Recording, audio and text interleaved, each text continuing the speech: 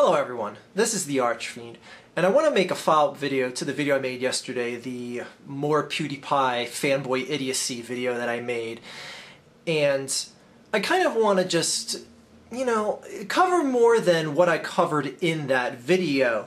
Now, I was highly critical of the younger generation, mainly the adolescents, teenagers that are growing up in society right now, and I see a lot of things, aspects of the younger generation right now that is frightening to me. It's trends and stuff that just make me feel worried about, what these people are gonna do.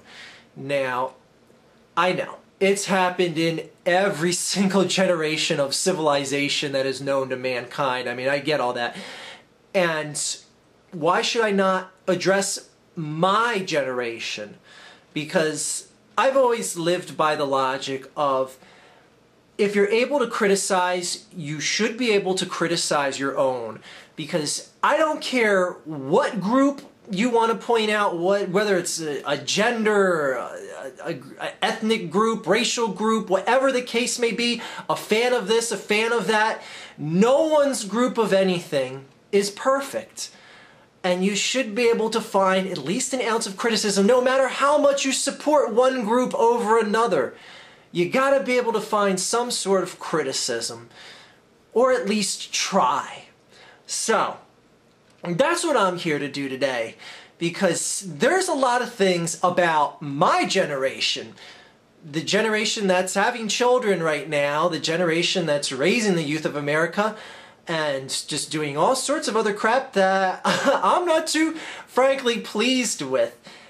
And I would say my generation, one of the biggest things about my generation is it seems to be very appreciative of suffering, for lack of a better term. I don't know what it is or how exactly to put it into words. Like one of the things that I always point to is stuff like the Jersey Shore, Jerry Springer, Maury, just to keep it to television for this section. You see shows like that, and it's mainly my generation that's making those shows thrive, because the television ratings from those shows are mainly 18 to 35, the 18 to 35 adult demographic. There's obviously people on other ends of that spectrum as well that are watching those shows. But point being is, you see shows like that that are basically just about the suffering of society. You just want to see the shit Snooki's getting into on the Jersey Shore, and how, fucked up their lives are, sleeping around with each other and living these flagrant lives that are careless and reckless and all this other shit, and sitting here like little pawns on our couch, just act like we're eating it up, or actually eating it up. I don't personally enjoy it. Girlfiend likes Jersey Shore for whatever reason, and I even asked her, I said, what do you like about this show? It's like everything you're not. How can you find enjoyment of it?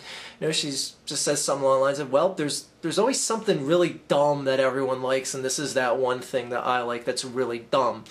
So she at least acknowledges how stupid a show like that is, but she finds enjoyment in it for whatever reason. And going on the same lines of Maury and Jerry Springer, and I'm guilty of that, because I've been watching Jerry Springer ever since I've been in college a few years ago. Anyway, shows like that, where it's just the epitome of suffering in society. It's like the worst circumstances portrayed on television. Well, maybe it's not the absolute worst, because obviously you could bring on kids that were dying of cancer and stuff like that. It's a bit much more than finding out who someone's baby daddy is and shit like that. But anyways, it's this spectacle again being put out there that my generation has made so popular, that shit like this thrives for years. Shows like this thrive for years, and you see three guys on a stage with a woman, and Maury holding that packet and getting the DNA test to find out which one of these three men is the father of young Jeremy. And then you find out none of the fathers are the father of Jeremy, or none of the men are the father of Jeremy. And And like I'm sitting on the couch, I'm like, oh snap, I can't believe that. Yeah, I didn't see that shit coming. It's like, why am I enjoying that? This is someone, it's either a complete act, a complete, you know, charade, and they're all just, you know, actors that want to be on television. But it's the fact that situations like this do exist in society, and someone like me enjoys it, enjoys seeing it on television. Like, at what other point has anyone else and any other generation glamorize and popularize something to the level that it runs for years on end, gets millions of people intrigued? It's like this. It's like a circus freakery. If freakery is such a word, it's like circus freaks brought to television. Funny enough, there's actually a circus freak television show. I think it's on like AMC or something. Anyway, just shit like that, and the people like Kim Kardashian.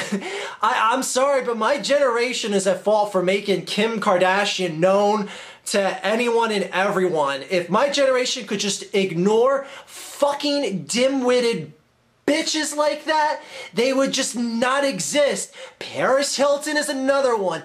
I'm sorry, everyone, but my generation is responsible for people like Paris Hilton being a star.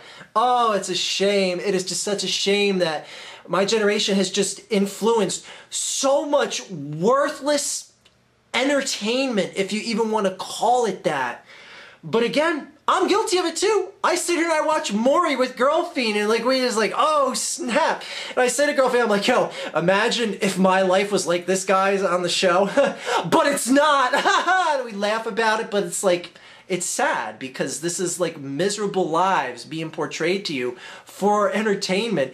And it's my generation that's made it just so laughable and just able to be an entertainment commodity for us to consume.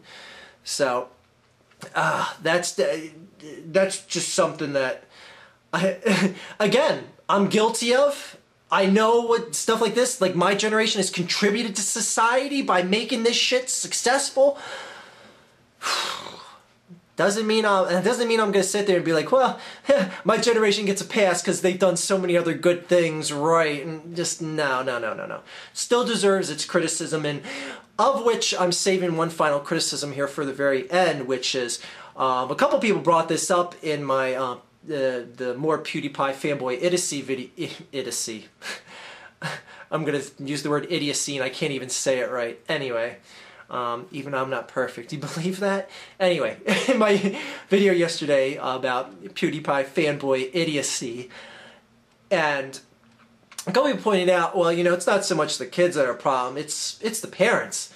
And, you know, coming to think about it, I'm like, well, what's the majority of, you know, PewDiePie's idiot fan base, like the fanboy contingency of his fanboys? So I'm like, oh, it's like, you know, the 10 to 14-year-olds, and then I'm like, you know, most of the people I went to high school with that have kids are, you know, around 10 to 15 years old, and I'm just like, it's my fucking generation that's raising these little jerks. Oh. Alright, maybe I shouldn't have used the term jerks. They're young and they don't know what they speak of, but they should. But anyway, I'm just like, wow.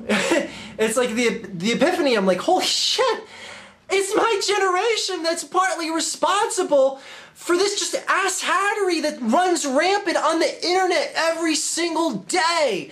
And I know some people are like, well, you know, if parents monitored their kids a lot more, you know, they'd be able to do things. And I said this to Girlfiend this morning. It's like, you know, and she said, you know, it's impossible for, you know, parents to monitor everything they do.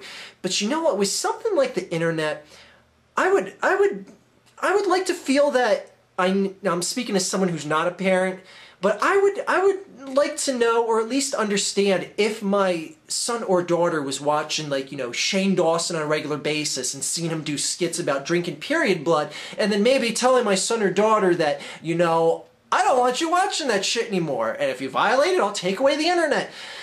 But it's an easy entertainment value. Maybe parents nowadays, in my generation, just want their kids to shut the fuck up and maybe sitting at the computer is the one thing that gets them just, like, you know, out of their hair so that we can watch the game or watch Maury or just whatever else. So my generation, as far as the parenting goes for my generation, ooh, it doesn't look like everyone's doing as good a job as they should be. And going back to parenting as well, like the cases you see on Maury with someone that has the 3 guys on stage and none of them end up being the baby daddy. It's like, what is going through your head when you've clearly had sex unprotected with more than 3 guys and you don't even know which one is the father of your child? Fuck, people. Excuse me, fuck my generation.